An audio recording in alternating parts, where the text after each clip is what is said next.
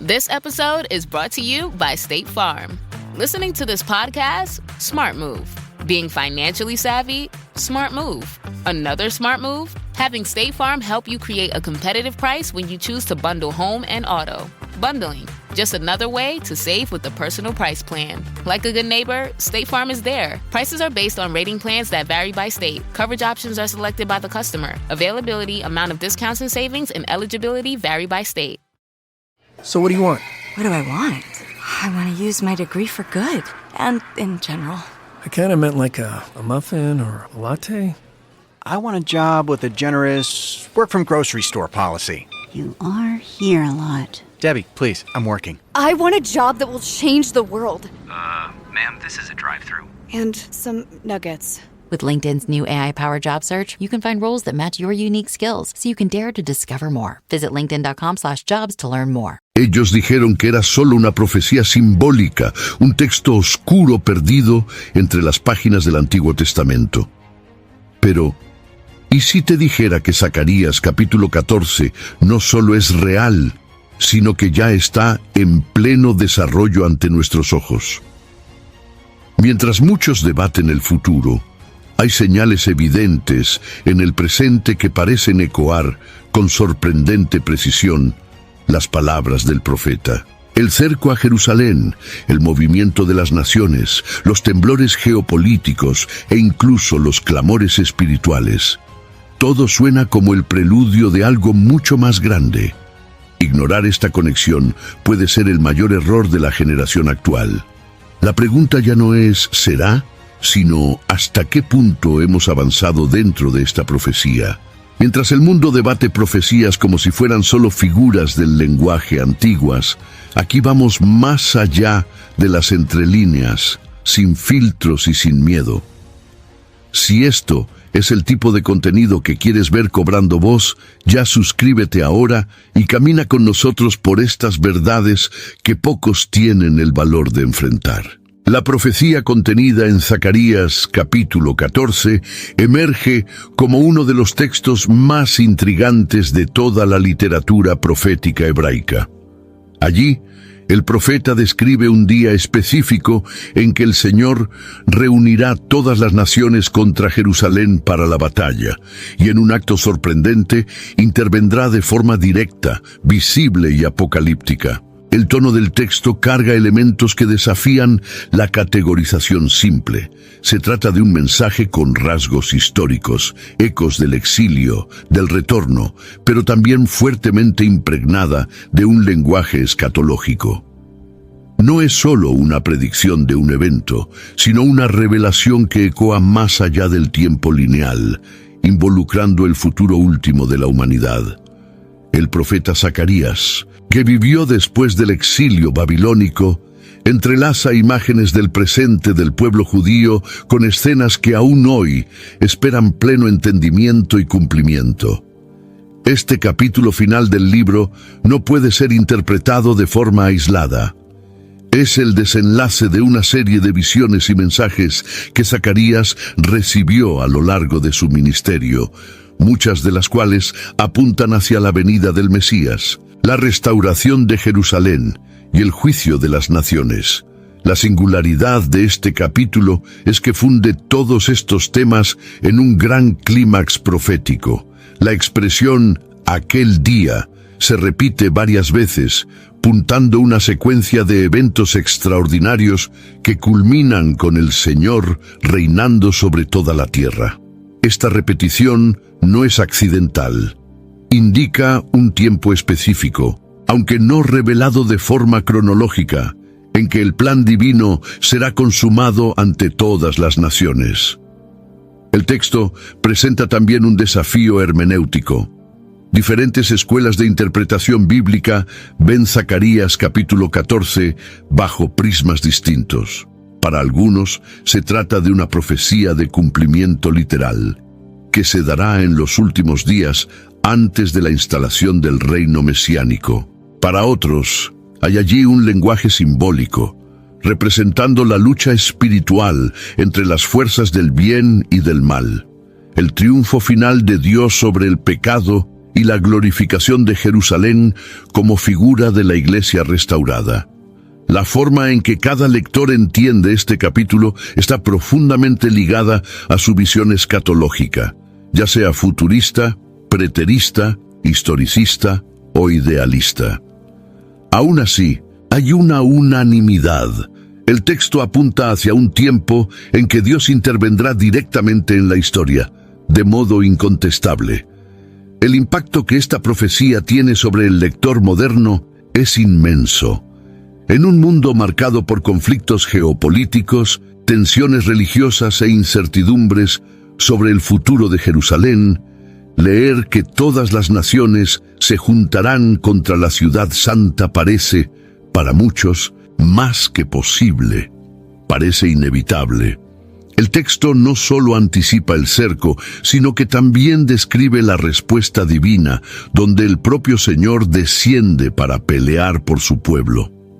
El escenario descrito trasciende lo común: terremotos, transformaciones geográficas, manifestaciones celestiales, todo convergiendo hacia un evento singular que redefine la historia humana. Esta visión amplía nuestra percepción del tiempo y nos recuerda que el fin no será simplemente el colapso del mundo, sino una manifestación gloriosa de la soberanía divina.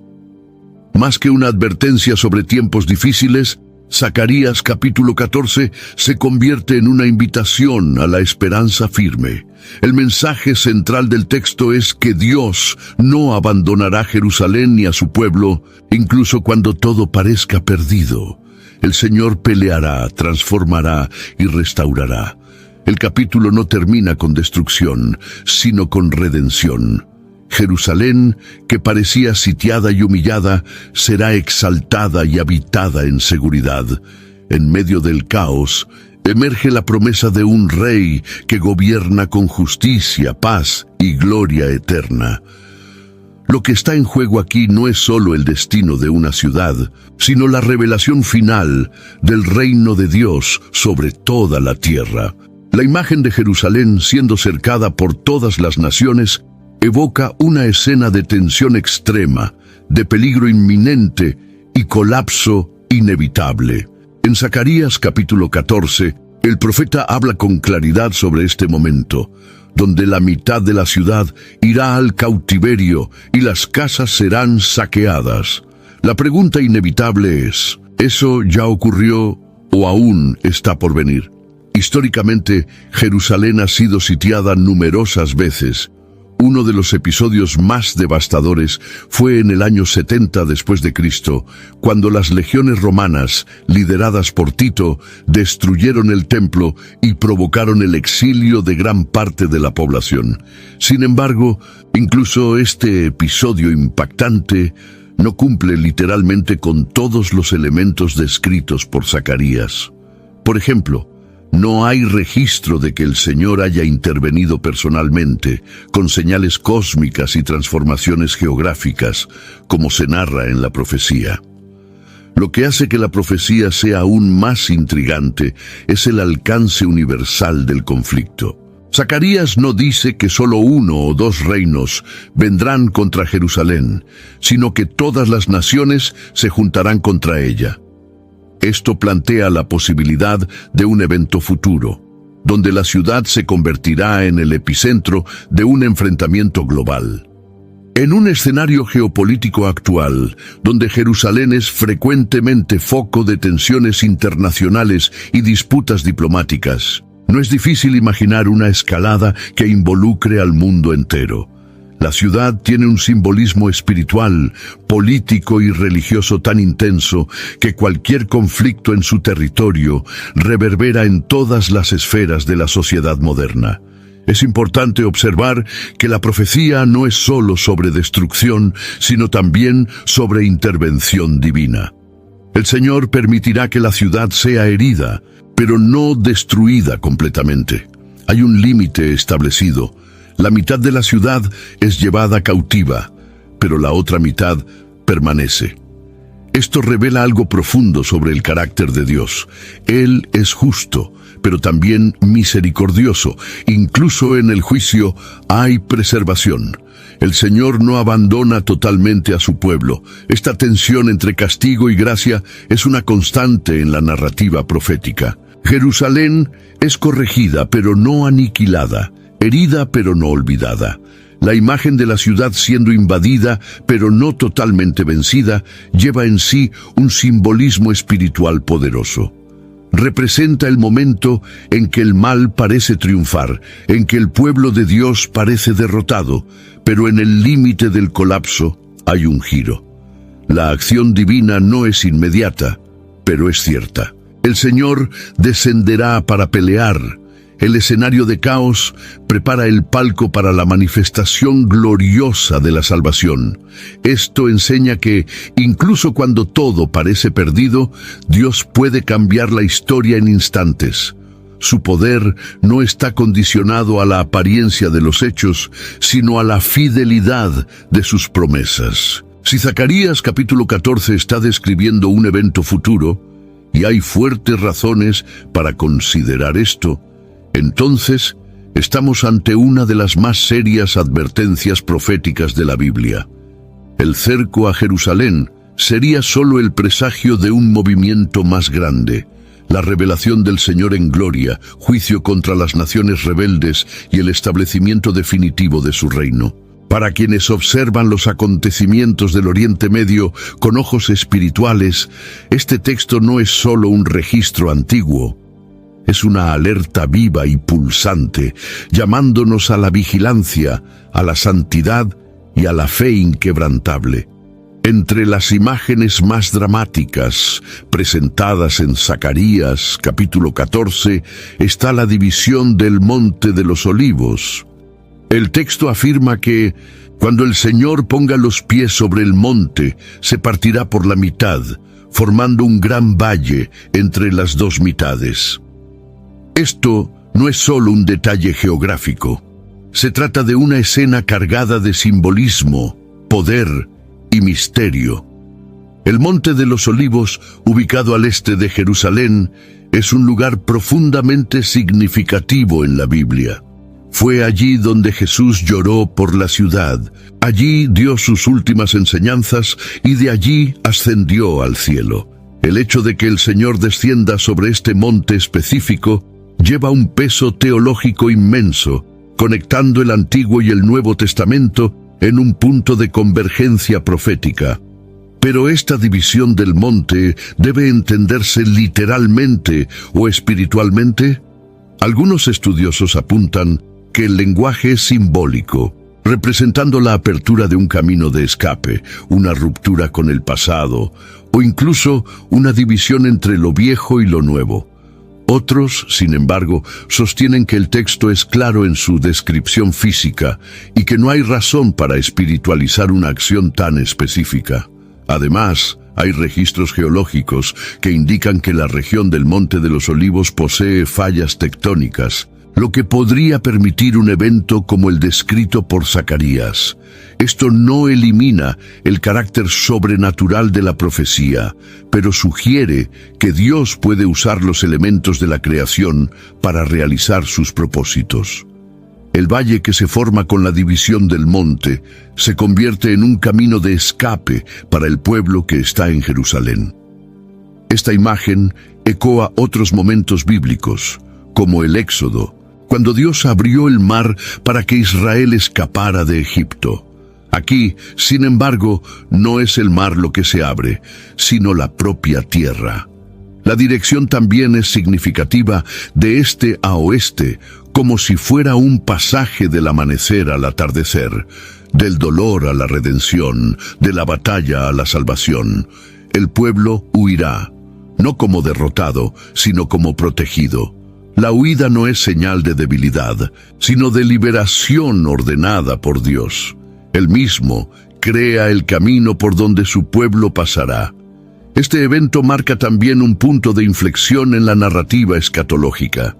La intervención divina ya no es más invisible o simbólica. Dios literalmente pisa la tierra. El Señor no envía un ejército celestial para luchar en su nombre. Él mismo desciende y actúa. Esto establece una conexión directa con el regreso de Cristo descrito en otros pasajes, como en Hechos capítulo 1, versículo 11, donde se promete que Jesús volverá de la misma manera como subió. Si Él subió del Monte de los Olivos, ¿sería allí también el punto de su regreso triunfante? Esta pregunta alimenta la fe de muchos cristianos alrededor del mundo, que esperan no solo un tiempo de restauración espiritual, sino una manifestación visible y gloriosa del Mesías. Frente a esta escena, lo que se revela no es solo el poder destructivo o transformador de Dios sobre la geografía de la tierra, sino su total soberanía sobre la historia. El monte que ya fue escenario de oración, lágrimas y partida, ahora se convierte en el lugar de la intervención final. Se parte, no para traer ruina, sino para abrir camino. Lo que parecía ser el fin para Jerusalén se transforma en un nuevo comienzo. La profecía de Zacarías no es solo sobre juicio, sino sobre el Dios que hace caminos donde no hay, y que se manifiesta con gloria y justicia para salvar a aquellos que esperan en Él. Cuando el pueblo de Jerusalén huye por el valle creado por la división del Monte de los Olivos, estamos ante una imagen que remonta directamente a momentos marcantes de la historia de Israel, especialmente a la travesía del Mar Rojo. En el Éxodo, fue Dios quien abrió camino entre las aguas para que su pueblo escapara de la esclavitud de Egipto. Ahora, en Zacarías capítulo 14, versículo 5, es nuevamente el Señor quien interviene, creando una ruta de escape en el corazón de la tierra. La similitud entre los dos episodios no es coincidencia, sino una poderosa reafirmación del patrón divino. Dios siempre crea salidas sobrenaturales cuando todo parece estar cercado. La huida por el valle no es un gesto de desesperación, sino el inicio de una liberación orquestada directamente por el cielo. Este valle, que se extiende de este a oeste, se convierte en el pasaje del juicio a la gracia. El lenguaje del profeta no describe solo una geografía en movimiento, sino un Dios en acción. El pueblo que huye allí no es solo protegido, sino guiado con propósito. En otras palabras, la huida es parte del plan.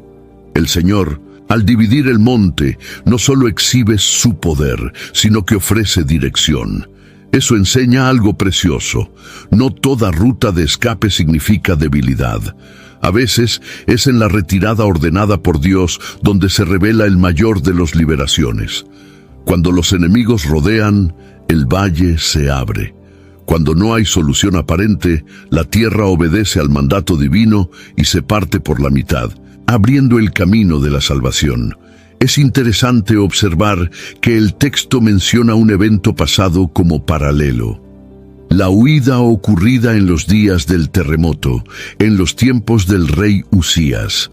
Este detalle histórico, encontrado en Amós capítulo 1, versículo 1, nos recuerda que el pueblo ya había vivido algo similar. Es decir, el profeta usa un trauma antiguo para ilustrar una liberación futura. Esto nos muestra cómo Dios trabaja con memoria e historia. El pasado sirve como ancla de la fe para enfrentar lo que está por venir. El pueblo ya conocía el temor de un terremoto, pero ahora sería testigo de un temblor dirigido por la mano divina, no para destruir, sino para salvar. La imagen del pueblo cruzando el valle también es una lección sobre obediencia.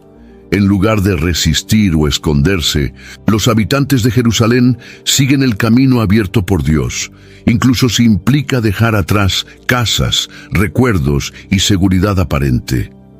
Este tipo de obediencia exige fe absoluta. No sabían lo que les esperaba del otro lado, pero sabían quién había abierto el camino. Muchas veces, Dios nos conduce por rutas inesperadas que se abren en el momento más crítico. El desafío no es solo reconocer el milagro, sino tener la valentía de cruzarlo con confianza. Este subtema nos lleva a una conclusión inevitable. La liberación divina no sigue patrones humanos. no siempre llega por la fuerza de las armas o por el número de aliados. A veces llega a través de la tierra que se parte, de caminos que se abren donde nadie imaginaría. La huida por el valle revela el corazón de un Dios que interviene en el momento justo, que mueve cielos y tierra por aquellos que lo aman y que transforma el caos en camino de esperanza. Cuando todo parece perdido, el Señor prepara lo imposible para conducir a su pueblo en seguridad. Luego de la huida, el texto de Zacarías, capítulo 14, presenta uno de los momentos más solemnes y esperanzadores de la profecía. Entonces vendrá el Señor mi Dios, y todos los santos con él. Esta frase carga un peso escatológico inmenso, pues no se trata de una intervención cualquiera, sino de la venida del propio Señor, acompañado por un ejército celestial. Se trata de un retorno triunfante que difiere de cualquier manifestación anterior de Dios a lo largo de las Escrituras. Es el momento en que el cielo toca la tierra, no en forma de señal o profecía, sino por medio de la propia presencia del Altísimo en medio de su pueblo. Esta escena tiene resonancia directa con otros pasajes bíblicos que hablan de la venida gloriosa de Cristo. En Mateo capítulo 25, versículo 31, Jesús declara que el Hijo del Hombre vendrá en su gloria, acompañado de todos los ángeles, y se sentará en su trono para juzgar a las naciones. En 1 Tesalonicenses capítulo 4, versículo 14, Pablo afirma que Dios traerá con Jesús a aquellos que en él duermen. La convergencia de estos pasajes fortalece la comprensión de que Zacarías estaba vislumbrando, con siglos de anticipación, el mismo momento glorioso descrito en el Nuevo Testamento. El retorno del Señor con sus santos no es solo un evento cósmico, sino la consumación de todas las promesas hechas a lo largo de las eras. La presencia de los santos en esta manifestación es otro elemento que merece atención. La palabra puede referirse tanto a ángeles como a creyentes glorificados, o incluso a ambos. Sea cual sea la interpretación, el mensaje es claro. El retorno del Señor será acompañado por una comitiva santa que refleja la pureza, la justicia y la majestuosidad del reino que se establece.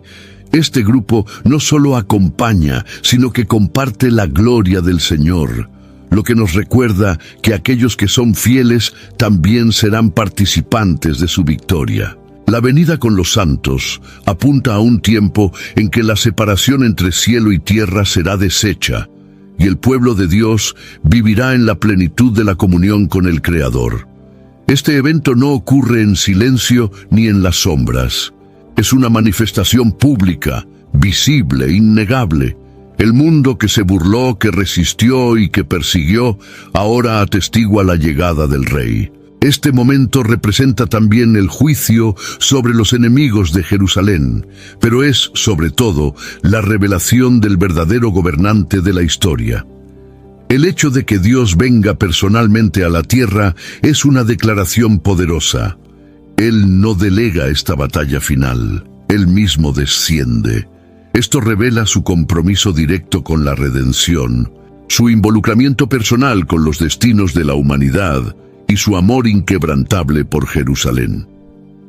La pregunta que resuena después de esta descripción es inevitable. ¿Esta venida ya ha comenzado a cumplirse? Estaríamos viviendo los primeros movimientos de este retorno glorioso. Aunque el cumplimiento total aún está por venir, los signos de preparación se vuelven cada vez más visibles. El mundo se agita, la ciudad santa está en el centro de las tensiones globales, y el clamor de los justos se intensifica. Para quienes tienen oídos espirituales, hay pasos en el valle, hay temblores en la montaña, y hay santos siendo preparados. El tiempo de la espera se está acortando y el cielo ya se mueve hacia la tierra. It's football season, and you can now get almost anything you need for game day delivered with Uber Eats. What do we mean by almost? Well, you can't get a running back delivered, but you can get baby back ribs delivered. A strong defense? No. A strong deodorant? Yes. The six-pack of abs? Nope. Six-pack of beer? Yes. Get almost anything for game day delivered with Uber Eats, official on-demand food delivery partner of the NFL. Order now. Alcohol 21 plus and in select cities. Product availability varies by region. See app for details. Zacarías capítulo 14 describe un día que no es como los demás. Un tiempo que no será día ni noche, pero al caer la tarde habrá luz. Esta descripción, aparentemente paradójica, revela una realidad que escapa a las categorías humanas de tiempo. Es un día que solo el Señor conoce, marcado por eventos sobrenaturales, en el que las leyes naturales parecen ser suspendidas. No se trata de un fenómeno astronómico, sino de una intervención divina que transforma la propia estructura de la realidad. El texto destaca que este día es único, no por ser raro, sino por ser singular en su esencia, un punto de ruptura entre la historia que conocemos y el reino que está por venir. El hecho de que solo el Señor conoce este día es significativo. En Mateo capítulo 24, versículo 36, Jesús afirma que nadie sabe el día ni la hora de su venida, excepto el Padre. Esto resuena directamente con el lenguaje usado por Zacarías. El control absoluto sobre el tiempo y los eventos futuros está en manos de Dios. Ningún cálculo humano, ninguna teoría escatológica, por más sofisticada que sea, puede prever con precisión este momento.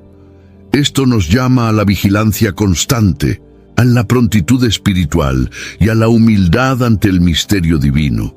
La profecía no existe para saciar curiosidades, sino para moldear vidas en obediencia y expectativa. Este día también se caracteriza por una inversión del ciclo natural. No será día ni noche, pero al atardecer habrá luz.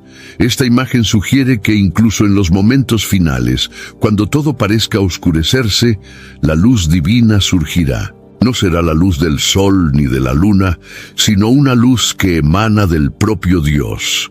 Es el mismo tipo de luz descrito en Apocalipsis capítulo 21, versículo 23, cuando se afirma que la Nueva Jerusalén no necesita de sol ni de luna, pues la gloria de Dios la ilumina. Se trata de una revelación progresiva de la presencia divina que elimina todas las sombras y disipa toda oscuridad, física o espiritual. Este día será también un divisor definitivo. No solo traerá juicio sobre los impíos, sino que marcará el inicio de una nueva era. La forma en que el tiempo es descrito indica que las categorías humanas dejarán de tener sentido ante la eternidad que se inicia. Lo que comienza como un evento apocalíptico se transforma en un nuevo comienzo. El crepúsculo del mundo actual se convierte en la aurora del reino de Dios. La luz al atardecer es más que una metáfora. Es una promesa de esperanza para todos los que esperan con fe. Incluso cuando todo parezca estar al final, Dios hará brillar su gloria con aún más intensidad. En el corazón de esta profecía está la certeza de que Dios domina el tiempo, transforma la realidad y cumple sus promesas de manera majestuosa. El día del Señor no es solo el fin de una era, sino la revelación de la eternidad invadiendo el presente. Para los que pertenecen al reino, ese día será de luz. Para los que resisten, será el juicio. Esta ambivalencia nos invita a la reflexión. ¿De qué lado estaremos cuando este día singular se revele? ¿Esperaremos en tinieblas o seremos encontrados caminando en la luz de la promesa? En el corazón de la profecía de Zacarías, capítulo 14, surge una imagen que rebosa vida y esperanza. Aguas vivas fluyendo de Jerusalén, dividiéndose entre el mar oriental y el mar occidental, permanentes tanto en el verano como en el invierno. Este detalle, aparentemente poético, lleva una riqueza espiritual incomparable. En medio de visiones de batalla, juicio y transformación geográfica, la aparición de las aguas representa una restauración profunda que trasciende la superficie. El término aguas vivas no describe solo ríos, sino flujos continuos de vida, sanación y renovación. Un lenguaje que se repite en otros pasajes bíblicos, como en Ezequiel capítulo 47, donde un río sale del templo y sana todo por donde pasa. La salida de las aguas en dos direcciones distintas, una hacia el Mar Muerto, al este, y otra hacia el Mar Mediterráneo, al oeste, sugiere una amplitud total. No hay rincón de la tierra que quede excluido del alcance de esta fuente. Esto señala un tiempo en que Jerusalén no será solo el centro de conflictos políticos, sino el hogar de una renovación espiritual universal. Esta imagen también encuentra eco en las palabras de Jesús en Juan capítulo 7, versículo 38, donde Él declara que del interior de aquel que cree fluirán ríos de agua viva, refiriéndose al Espíritu Santo. La conexión entre las profecías de Zacarías, Ezequiel y las enseñanzas de Cristo revela la unidad del mensaje divino a lo largo de las Escrituras. Esta agua no depende de estaciones, lo que es particularmente significativo en un contexto del Oriente Medio, donde las fuentes suelen secarse en el verano. Aquí, las aguas son constantes, perennes, fieles, un reflejo del propio carácter de Dios. El hecho de que fluyan de Jerusalén sugiere que la ciudad, antes sitiada y dividida, ahora se convierte en una fuente de vida, un canal de la gracia de Dios para todas las naciones. La ciudad que sufrió, que fue humillada, que vio a sus habitantes huir por el valle, ahora se transforma en fuente inagotable de bendiciones. Esto nos muestra que la restauración divina no solo recompone lo que fue perdido, sino que eleva al nivel de la excelencia lo que antes estaba en ruinas. El simbolismo de las aguas también nos remite a la purificación. En tiempos bíblicos, el agua se usaba para rituales de limpieza, simbolizando separación y consagración. La profecía apunta, por lo tanto, a un tiempo en que la propia ciudad será purificada y, por extensión, todos los que de ella beban serán renovados. La restauración que Dios propone no es superficial ni parcial. Ella alcanza las estructuras internas, limpia, transforma y genera un nuevo comienzo. Jerusalén, que antes fue blanco de la ira de las naciones, ahora se convierte en el lugar de donde brota la sanación para ellas. Este fragmento nos recuerda que, incluso en medio de los juicios, el propósito final de Dios es siempre la restauración. Él juzga, sí, pero también restaura. Él quiebra, pero reconstruye con aún más gloria. Las aguas vivas que fluyen de Jerusalén son el presagio de un nuevo tiempo. Un tiempo en que el Espíritu Santo fluye libremente, en que las naciones se acercan no más para guerrear, sino para beber de la fuente de la vida eterna. Cuando Dios transforma una ciudad, Él transforma el mundo alrededor. Y cuando esa transformación viene de lo alto, no hay estación, geografía o fuerza humana que pueda impedir su flujo. En el apogeo de la profecía, Zacarías declara de manera contundente que el Señor será rey sobre toda la tierra. En aquel día uno será el Señor, y uno será su nombre. Esta afirmación no es solo poética, es una proclamación de soberanía total. Se trata de una reversión completa de la realidad presente, en que el Señor no será más solo reconocido por un pueblo, sino adorado universalmente como el único Dios verdadero. En un mundo fragmentado por religiones, ideologías y poderes políticos, esta profecía confronta directamente el pluralismo espiritual, afirmando que llegará el tiempo en que no habrá otro nombre, otro trono, otro centro de poder más allá del Señor. La centralidad del reinado divino es una de las promesas más recurrentes en toda la Escritura. El Salmo capítulo 2 ya anticipaba este gobierno global, cuando afirma que Dios pondría a su rey sobre Sión y le daría las naciones por herencia. En el Nuevo Testamento, esta expectativa se intensifica con la predicación de Juan Bautista y de Jesús sobre la llegada del reino de los cielos. La oración enseñada por Cristo en Mateo capítulo 6, versículo 10, dice: «Venga tu reino, hágase tu voluntad, así en la tierra como en el cielo». Esto nos muestra que, aunque el reinado de Dios ya ha comenzado de manera espiritual en el corazón de los que creen, aún aguarda un cumplimiento pleno y visible. El reinado descrito por Zacarías no es simbólico ni limitado a Israel. Es un gobierno que se extiende sobre toda la tierra. La geografía se rinde al gobierno espiritual. Las estructuras políticas se doblegan ante la soberanía divina. Esto indica un nuevo orden mundial, no impuesto por fuerza militar, sino establecido por el propio Dios en su venida gloriosa. Jerusalén no será solo la capital de Israel, sino el trono del Rey de Reyes. Todas las naciones reconocerán su autoridad, no como una religión entre otras, sino como la verdad absoluta ante la cual no habrá argumento ni resistencia. Esta visión, sin embargo, también nos confronta con la realidad actual. El mundo sigue dividido, la idolatría permanece activa y el nombre del Señor aún es profanado en muchos lugares. Esto plantea la pregunta: ¿este reinado es solo futuro o ya se está manifestando? La respuesta está en la tensión escatológica del ya y aún no. Cristo ya reina en los cielos, a la derecha del Padre, conforme descrito en Hebreos capítulo 1, versículo 3. Starting a business can seem like a daunting task, unless you have a partner like Shopify. They have the tools you need to start and grow your business. From designing a website to marketing to selling and beyond, Shopify can help with everything you need.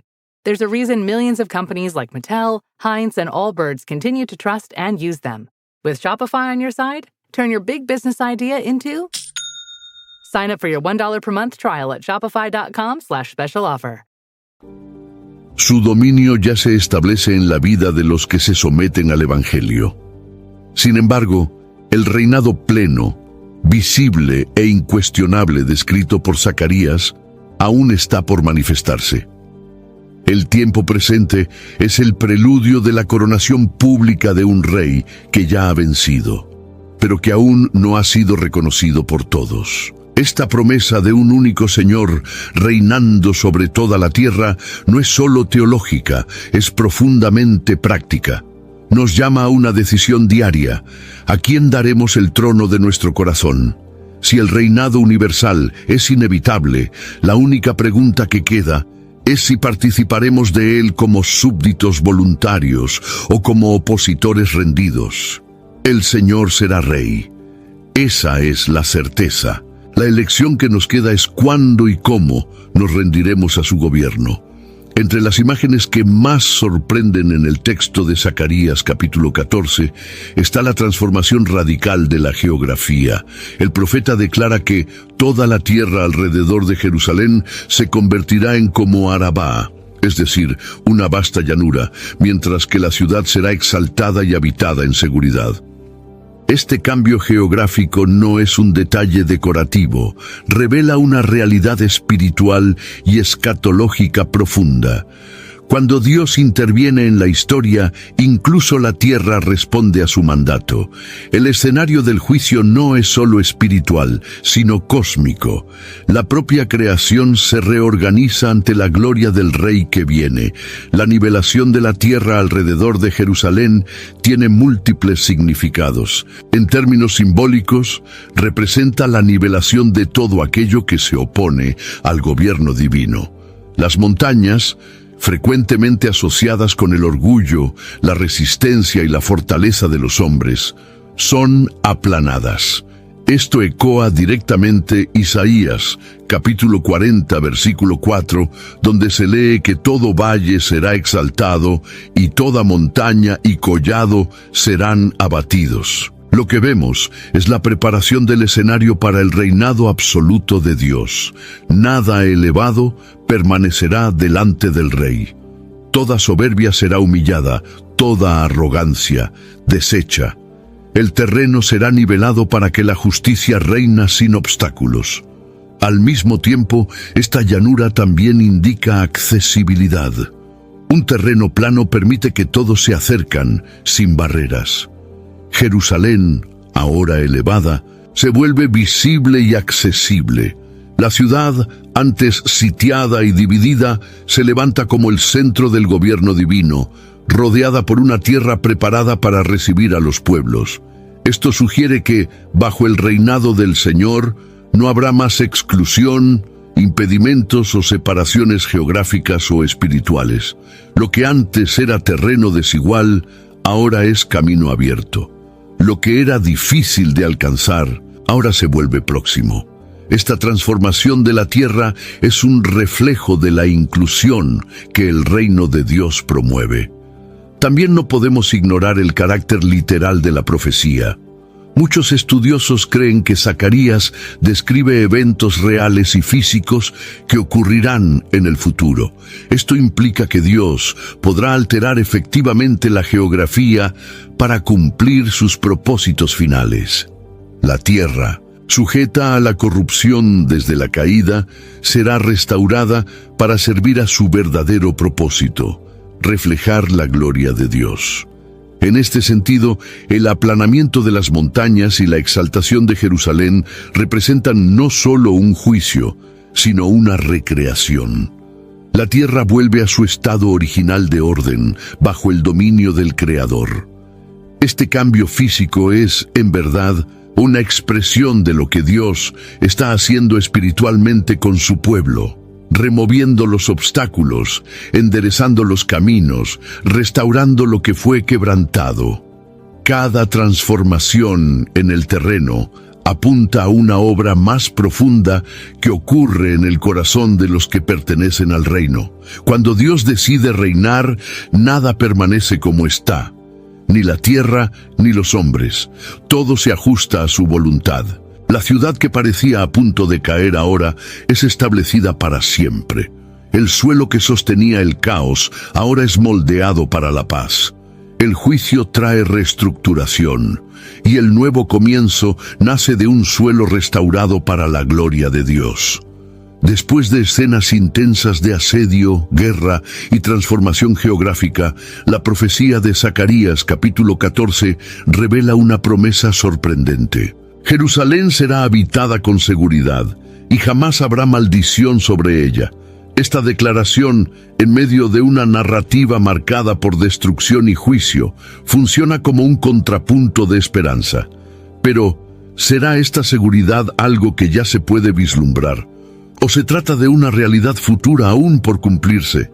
Históricamente, Jerusalén nunca ha conocido una paz duradera. Desde los tiempos bíblicos hasta los días de hoy, ha sido escenario de conflictos, conquistas y tensiones ininterrumpidas. La paz mencionada por el profeta, por lo tanto, no puede entenderse como mera ausencia de guerra. Apunta hacia algo mucho mayor: una paz sostenida por la presencia soberana del propio Dios.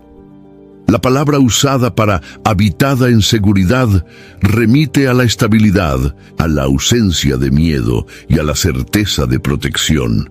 Esto se conecta con pasajes como Jeremías capítulo 33, versículo 16, donde se profetiza que Judá será salvado y Jerusalén habitará seguramente.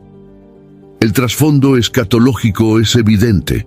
La ciudad solo experimentará esta paz plena cuando el Señor sea, de hecho, su Rey visible y su trono esté establecido en Sión. Mientras los gobiernos humanos se alternen en el control de la ciudad, la paz será siempre frágil y provisional. Pero la promesa de Zacarías apunta hacia el tiempo en que el gobierno será exclusivamente divino y por ello absolutamente estable. El hecho de no haber más maldición sobre ella también carga un simbolismo profundo. La maldición, en la lenguaje bíblica, está ligada a la consecuencia del pecado y de la rebelión. Desde Génesis capítulo 3, la tierra fue maldecida por causa de la caída del hombre. La ausencia de maldición, por lo tanto, indica un ambiente redimido, curado de la presencia del pecado y libre de la opresión espiritual. Jerusalén será entonces no solo una ciudad segura, sino una ciudad santa, separada para Dios, llena de vida y gloria. Esto se alinea con Apocalipsis capítulo 22, versículo 3, donde se dice que en la Nueva Jerusalén nunca más habrá ninguna maldición. Esta promesa también tiene implicaciones para el pueblo de Dios como un todo. Si Jerusalén representa el centro del gobierno divino, su seguridad refleja la seguridad de aquellos que son parte del reino. En otras palabras, la paz de la ciudad es la paz del pueblo. No habrá más amenaza externa ni interna. El pueblo habitará confiado, sin miedo al futuro, sin angustias del presente. Este es el estado ideal que todos desean, pero que solo el gobierno perfecto de Cristo puede proporcionar.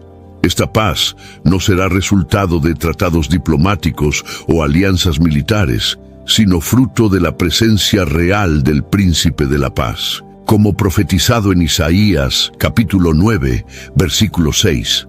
Por lo tanto, cuando Zacarías afirma que Jerusalén habitará en seguridad, está describiendo no una utopía distante, sino una certeza escatológica. Dios ya ha decretado este futuro y el tiempo presente camina inevitablemente hacia él. Para los que creen, esta profecía es fuente de consuelo y perseverancia. Nos recuerda que, aunque la ciudad aún sufra y el pueblo aún enfrente adversidades, la paz definitiva ya está escrita en el plan eterno. Lo que hoy es deseo, pronto será realidad. Jerusalén será el reflejo visible del reino inquebrantable de Dios, y quienes en ella habiten vivirán bajo la sombra del Omnipotente, sin temor y sin lágrimas. En un tono de seriedad inconfundible, Zacarías, capítulo 14, describe una plaga devastadora que el Señor enviará sobre los ejércitos que vinieron contra Jerusalén. El texto afirma que sus carnes pudrirán aún de pie, sus ojos se consumirán en las órbitas y sus lenguas pudrirán en sus bocas. Este lenguaje fuerte, casi cinematográfico en su brutalidad, puede causar incomodidad a la primera lectura, pero cumple un propósito claro: revelar el carácter justo y santo de Dios. La plaga no es un acto de crueldad, sino una respuesta directa a la rebelión. Representa el juicio divino derramado sobre aquellos que, aún ante la verdad, eligieron guerrear contra el Señor y su pueblo. A lo largo de las Escrituras, vemos que Dios, en ciertos momentos, usó plagas como instrumento de juicio. Uno de los ejemplos más destacados ocurre en Éxodo capítulo 9, donde Dios envía diversas plagas sobre Egipto para liberar a Israel. Sin embargo, a diferencia de las plagas egipcias, que tenían un carácter pedagógico, llamar al pueblo al arrepentimiento, la plaga descrita por Zacarías parece tener un tono final, irreversible. Abarca no solo a individuos, sino a multitudes, ejércitos enteros, en un acto de juicio definitivo. Esto indica que el tiempo de arrepentimiento ya habrá pasado, y el juicio será, entonces, ejecutado con justicia y severidad. Es relevante notar que la plaga afecta el cuerpo, carne, ojos, lengua. Esta elección no es aleatoria. La carne representa la fuerza y la autoconfianza humanas, los ojos, la visión distorsionada de la realidad, y la lengua, las palabras de afrenta y blasfemia contra Dios.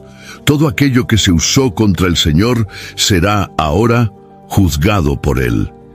Este mensaje se refuerza en Apocalipsis capítulo 19, versículo 21, donde se relata que los ejércitos que se opusieron al Señor fueron muertos por la espada que salía de su boca, una imagen que apunta al poder de la palabra divina en ejecutar justicia. Esta plaga es también una respuesta a la violencia. Los enemigos que vienen contra Jerusalén lo hacen con odio, con intención de destrucción, pero descubren que la ciudad está protegida por el propio Dios. Al atacar Jerusalén, atacan el trono de Dios, y esta afrenta exige respuesta. La plaga es una advertencia universal. Nadie toca al pueblo de Dios impunemente. Nadie desafía el reino del Señor y permanece en pie. El juicio es real y será severo. Y esto no es un retrato de un Dios airado sin control, sino de un Dios justo que no tolera el mal eternamente. Sin embargo, incluso en este escenario sombrío, hay un llamado a la reflexión.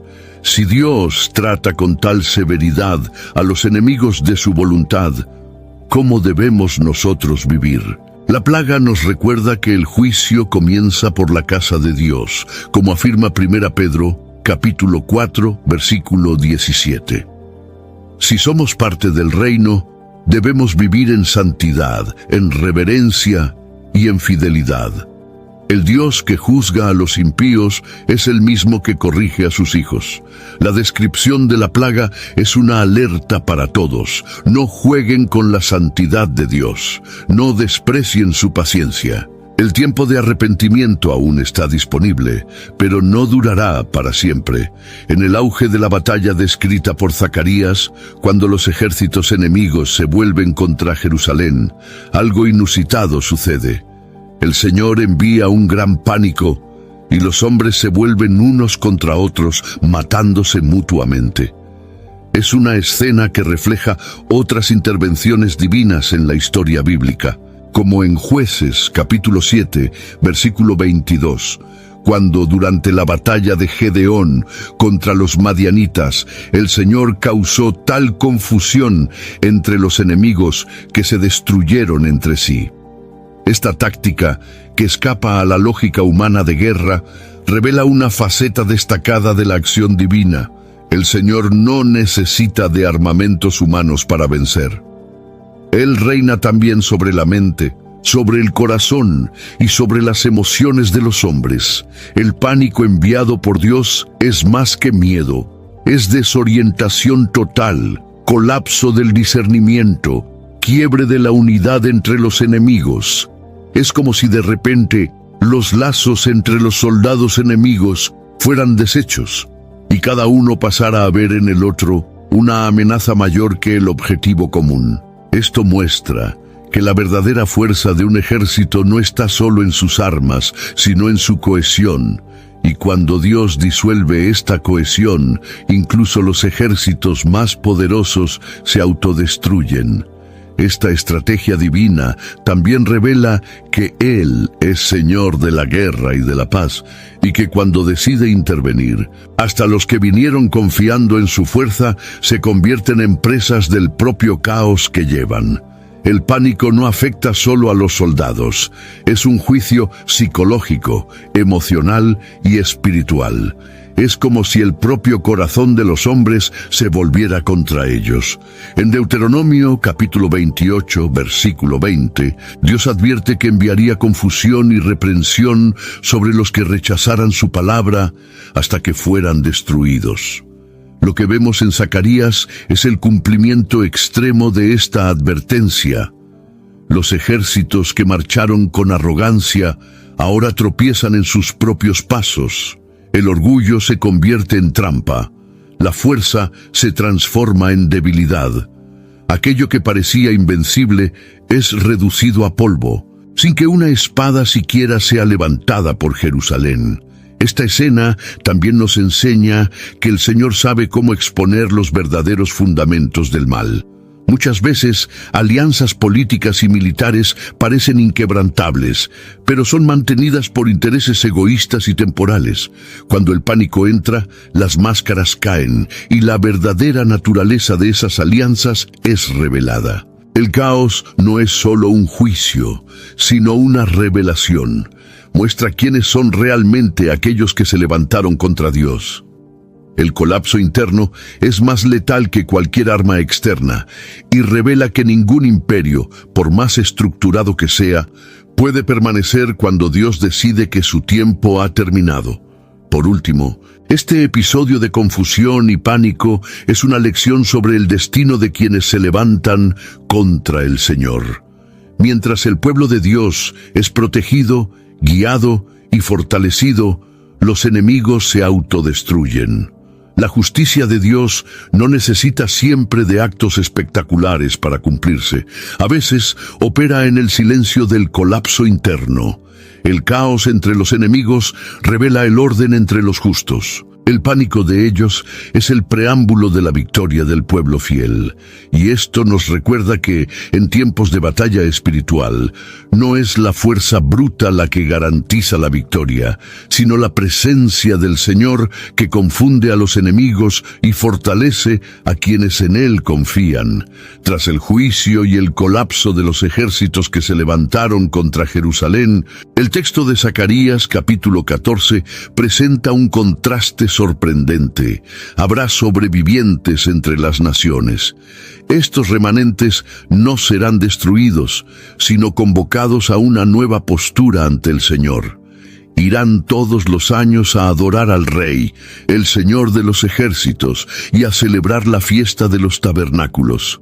Aquí, la narrativa da un giro poderoso, revelando que el propósito final de Dios nunca fue solo destrucción, sino restauración. Aquellos que sobrevivan no continuarán como enemigos, sino que serán invitados a la adoración. El juicio de Dios es firme, pero su misericordia permanece accesible. Ese remanente de las naciones representa algo profundo, la cosecha espiritual entre los gentiles. Incluso en medio del caos, Dios separa para sí un pueblo entre los pueblos. Esta imagen se conecta con lo que el profeta Isaías ya había anunciado en el capítulo 2, versículo 2, donde todas las naciones afluyeron al monte del Señor para aprender sus caminos. La profecía de Zacarías amplía esta visión, mostrando que después del enfrentamiento vendrá un tiempo de adoración universal. El escenario ahora no es más de guerra, sino de peregrinación. Los pueblos, antes armados contra Jerusalén, ahora suben a la ciudad para buscar el rostro de Dios. La mención a la fiesta de los tabernáculos en este contexto está cargada de significado. Esta celebración, también conocida como Sukkot, era un tiempo de gratitud por la provisión de Dios y por la habitación con el pueblo en el desierto. Ahora, en la era escatológica, asume una dimensión aún mayor. Es la fiesta de la reconciliación entre las naciones y el Señor, la conmemoración del Dios que hizo habitación permanente con la humanidad. Esto resuena en Apocalipsis capítulo 21, versículo 3, donde se declara que el tabernáculo de Dios está con los hombres con los cuales Él vivirá. La celebración en Jerusalén se convierte entonces en el símbolo de una nueva relación entre el cielo y la tierra. Es notable también que esta adoración no es opcional o cultural, sino una exigencia espiritual. Los que no suban a adorar al Rey no recibirán lluvia, es decir, serán privados de la bendición. Esto demuestra que el reinado de Dios no será solo un título simbólico, sino un gobierno real, con implicaciones espirituales y físicas. Aquellos que acepten este nuevo tiempo vivirán bajo la abundancia divina. Los que rechacen experimentarán escasez. La soberanía de Dios será total, no más ignorada o desafiada. La invitación a la adoración se convierte al mismo tiempo en un llamado a la obediencia. Este subtema cierra un ciclo dentro de la narrativa. Los enemigos se convierten en adoradores, los sobrevivientes se vuelven peregrinos y la ciudad, que antes era objeto de destrucción, ahora se transforma en el centro espiritual del mundo. La cosecha final no es solo de juicio, sino de almas. Dios, en su misericordia, aún busca frutos entre las ramas rotas. Incluso entre las naciones que se levantaron contra él, preserva un pueblo que reconocerá su majestad. Esta es la belleza del plan divino. Un reino que triunfa no solo por la fuerza, sino por el llamado irresistible a la verdadera adoración. El escenario escatológico presentado en Zacarías, capítulo 14, no es solo de un mundo restaurado, sino de un mundo reorganizado bajo la autoridad de Dios. La celebración de la fiesta de los tabernáculos por las naciones marca el inicio de un nuevo modelo de relación entre los pueblos y el Creador. Ya no es Israel solo ante el trono. Ahora, todas las naciones son llamadas a alinearse a la voluntad del Señor. Pero esta alineación exige más que gestos simbólicos, exige fidelidad continua. La bendición de la lluvia, símbolo de la provisión divina, estará directamente ligada a la obediencia de los pueblos al venir a Jerusalén y reconocer la realeza divina. Este nuevo orden espiritual refleja una transición definitiva de la resistencia a la sumisión. Las naciones, antes soberanas en sus propios caminos, ahora se ven ante una autoridad superior. Ya no guiadas por sus propias leyes, se someten al gobierno del Señor de los ejércitos. Esto está en sintonía con lo que el profeta Daniel vio en su capítulo 7, versículo 14, cuando describe que a él le fue dado el dominio, la gloria y el reino, para que todos los pueblos, naciones y lenguas le sirvan. El gobierno divino no será impuesto por la fuerza, sino aceptado por aquellos que reconozcan la gloria del Rey. El hecho de que Zacarías destaque que habrá castigos para los que no celebren la fiesta revela que la gracia y la justicia caminan juntas en el reino. La ausencia de lluvia en un mundo restaurado no será solo una cuestión climática, sino una declaración espiritual. La vida en el reino será abundante, pero esa abundancia estará atada a la alianza con Dios. Quien honra al Señor cosecha los frutos de la fidelidad. Quien lo desprecia enfrenta las consecuencias del rechazo. La justicia será restauradora, pero también exigente. Dios no aceptará un reinado simbólico. Él reinará con autoridad plena. Egipto es mencionado específicamente como un ejemplo de nación que podrá negarse a participar en la celebración. Esto no es aleatorio. Egipto representa, a lo largo de la Biblia, un símbolo de resistencia, orgullo y autosuficiencia. Su mención aquí indica que incluso aquellos que históricamente se opusieron al pueblo de Dios tendrán la oportunidad de inclinarse ante el Rey. Pero si persisten en la arrogancia, enfrentarán el juicio. El llamado es universal, pero la respuesta sigue siendo individual y nacional.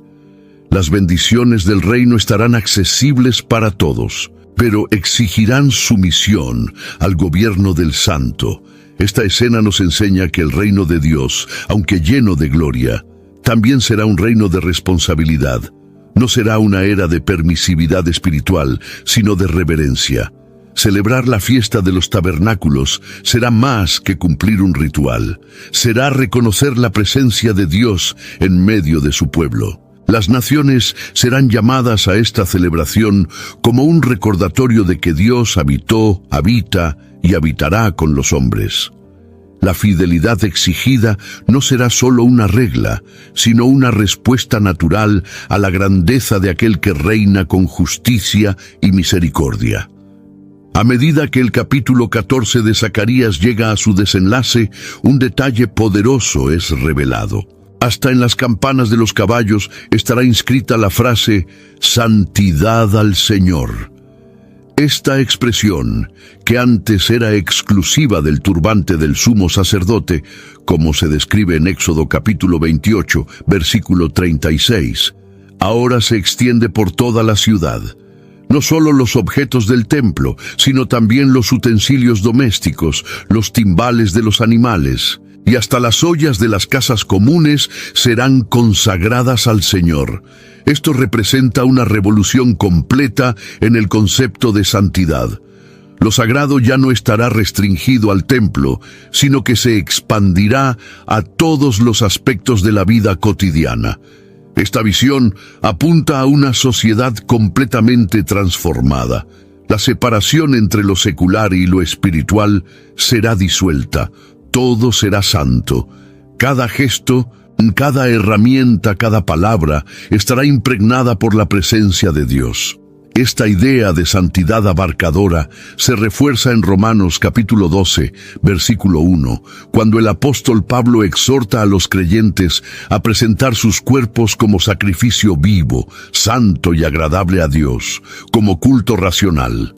La vida entera se convertirá en un culto. El reino no estará hecho solo de adoración en el templo, sino de una espiritualidad que permea lo cotidiano, desde el amanecer hasta el atardecer. La ausencia de mercaderes en la casa del Señor simboliza más que la retirada del comercio. Representa la purificación total de la adoración. Ya no habrá espacio para intereses personales, manipulación religiosa o regateo espiritual. La santidad será tan natural como respirar. La búsqueda de lucro, vanidad o reconocimiento será sustituida por una devoción genuina. Esto también ecoa las palabras de Jesús en Juan capítulo 2, versículo 16, cuando expulsó a los cambistas del templo diciendo: «No hagáis de la casa de mi Padre casa de comercio». La adoración será restaurada en su pureza original. Esta realidad final nos desafía a reevaluar la forma en que vemos la santidad hoy. Muchas veces relegamos lo sagrado a ciertos espacios o momentos específicos, pero Zacarías nos enseña que en el reino venidero no habrá más esta separación. La mesa de la cocina será tan santa como el altar del templo. El trabajo, el descanso, las relaciones, todo será vivido delante de la faz de Dios. Esto no solo exalta la espiritualidad, sino que también valoriza la vida humana en su totalidad, mostrando que todo puede y debe hacerse para la gloria de Dios. Con este cuadro, la profecía se cierra en grandeza. No con guerras, ni con escombros, sino con una ciudad y un pueblo completamente consagrados. Jerusalén, que ya fue escenario de lágrimas y sangre, ahora brilla como centro de la santidad mundial. No habrá más intermediarios, ni límites entre el cielo y la tierra. Dios habitará entre su pueblo y todo será santo. La redención será completa. La separación entre sagrado y profano dejará de existir, y por fin, lo que comenzó con juicio, terminará con plenitud. Un reino donde cada detalle lleva el sello de la gloria divina. Hay cosas que nuestros ojos ya están viendo, pero muchos aún fingen no ver. Deja en los comentarios lo que percibes cumpliéndose hoy. Comparte este video con quien necesita despertar y suscríbete, porque discernir los tiempos nunca ha sido tan urgente.